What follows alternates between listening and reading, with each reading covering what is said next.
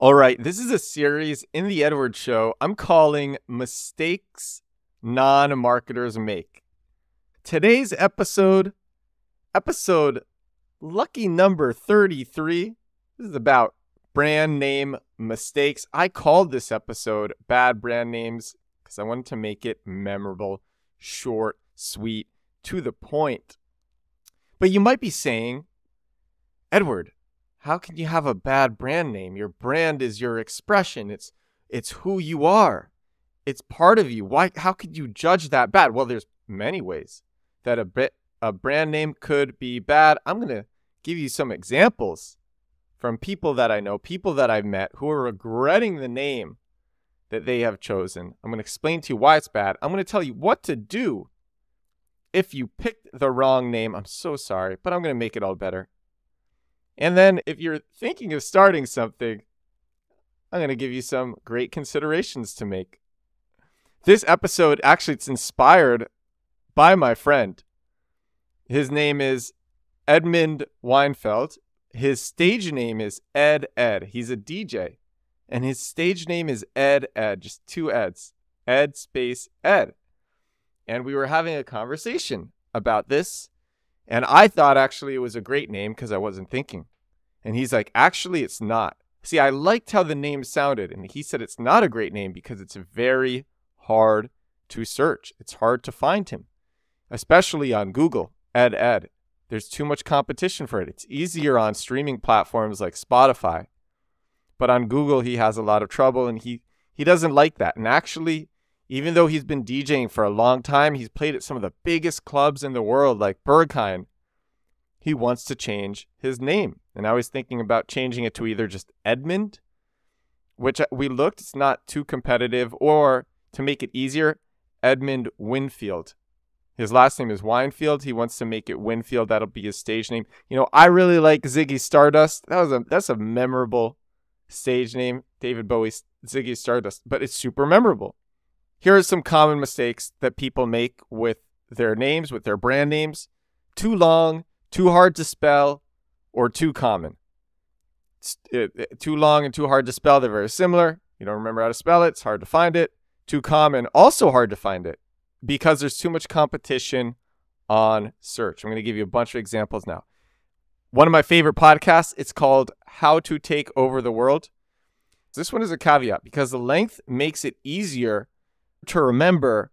This one is rhythmic and memorable. I'm going to give How to Take Over the World a pass. So what are some ones that aren't good? Well, my friend Ed Ed, his name, going to have to change it. I met a startup founder at an event. It was a MasterCard event.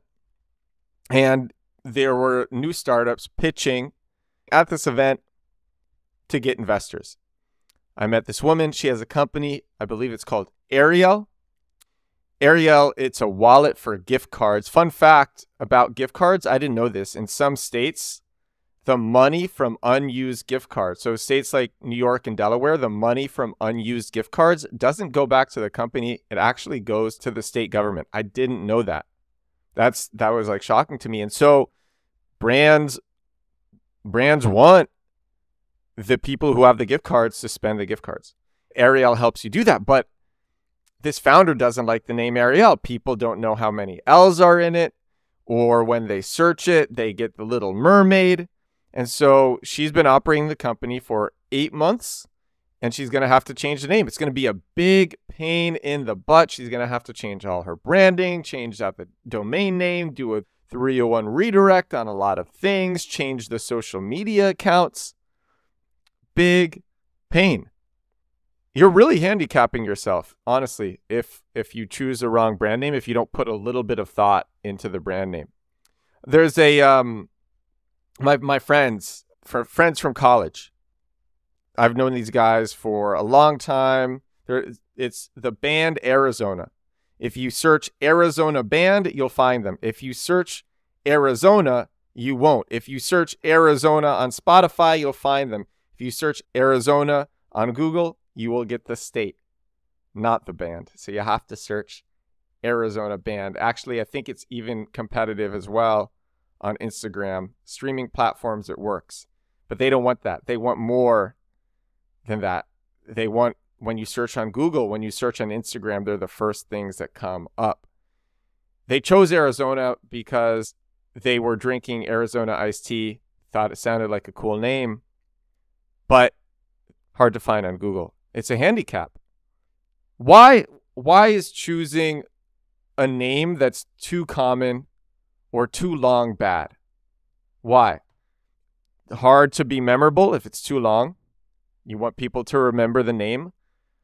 If it's too common, hard to be distinct. It makes it harder to stand out in the market. Customers might have a harder time distinguishing your products or services from those of your competitors. With SEO, I mean, like I just said, you want to show up first on Google. That's an indication of authority. It also helps bring traffic. There could be trademark issues. If your brand name is too common, you might have difficulty protecting it legally. Others might already have rights to similar or identical names, which could lead to expensive legal conflicts. Pronunciation and spelling. Longer brand names are hard to pronounce. How to Take Over the World? Actually, even though I've said it's a great name, it's a cool name, but it's often abbreviated to HTO. See, it's already hard. It actually might be a handicap, but it does help it stand out, and it is more memorable. But that actually creates some issues with the visual design. Longer names can be challenging to incorporate into logos, and other visual branding elements. Might not fit well on packaging, signage, business cards, advertisements. A long and complex name hurts consistency across platforms, where you might have to truncate the name. Global considerations as well. If you plan to operate internationally, a common and lengthy name might have different connotations or meanings. So it just makes it hard. It makes it a little bit harder to expand. And yeah, that's really it. So you want to have a good name. You want to have a name that's short. You want to have a name that's not too common. I'm not trying to throw shade on these people and my friends who have more common brand names or ones that are harder to spell. But I do believe if you are starting, it's easier to think of something that is unique and something that is concise. But what do you do if you've already made this decision? You already have your brand name. You've had it for years. You don't want to change. Here are some things that you can and should do. For Google, I am one of the best search engine optimizers in the world. This is what you should do. Sign up to Google Search Console. This is Google's own tool for submitting your website to their index. This is their own tool for telling Google, hey, I exist and my site is here. Generate XML sitemaps. If you don't know what that is, you can Google it, but it's just a map of your site. It has all of your URLs. It tells Google where everything on your site is so they know where to look. And then submit those sitemaps to Google Search Console. If you have a single page application, the developers listening know what this means. Put in server-side rendering. You need Google and search engines to be able to crawl your site. Get some backlinks. Have people have websites linked to you. That's important. SEO, search engine optimization, it's like a high school popularity contest, and you want everybody talking about you. Frequency of posting. I noticed that The Edward Show started showing up first on Spotify and Apple Podcasts and all these others when I started posting more. So have some activity with your brand. That helps a lot. And then there's quality. Here is the truth about all of this. Here's a caveat to all of this. And here's part of the reason why How to Take Over the World works despite having such a long name.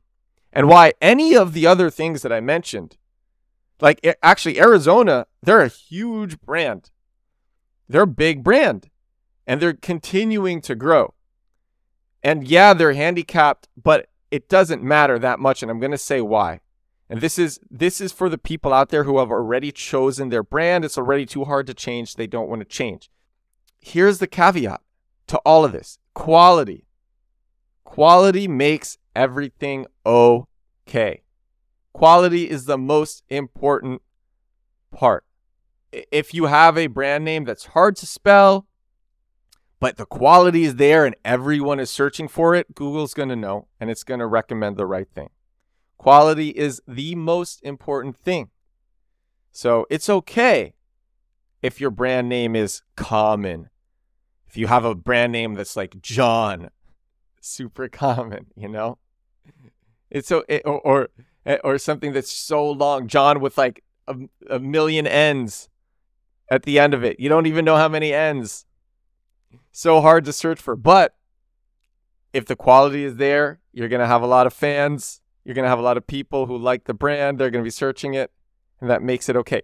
But I'm going to end this episode with this. If you really want to kill, if you really want to kill, you would have the trifecta: short, memorable, and high quality. That's episode 33 of The Edward Show. Thank you so much for joining me. It's 10:30 p.m. on a Monday evening here in New York City. I could not be happier to be broadcasting to you. What a beautiful night. I will talk to you tomorrow. Bye now.